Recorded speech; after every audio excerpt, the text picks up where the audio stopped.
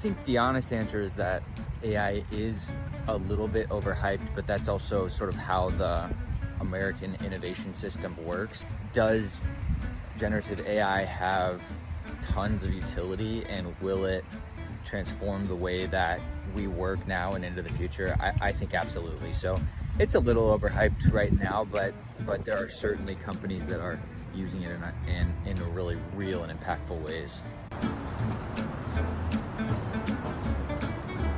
As a creative person, generative AI does not make me nervous anymore. I think at first it did a little bit. I mean, you certainly worry about things like job security and just how I think change can make me and a lot of people nervous. But the more I've used it, the more I've realized that it's a tool that's going to make all of us more productive, better at our jobs, more efficient.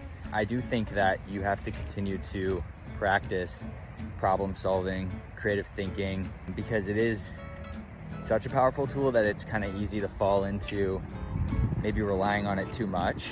It's good for some things, it's less good for other things, but at the end of the day, it's not a substitute for human creativity and ingenuity. It's certainly not too late if you haven't tried generative AI yet. I think we're just at the very, very beginning. I think if you're using generative AI of any sort, you're very, very early. So certainly don't be discouraged if you haven't really put it through its paces yet. But I would encourage you to get on it sooner than later, because just with the speed of how fast everything is moving, it would be easy to feel or actually be behind pretty quickly.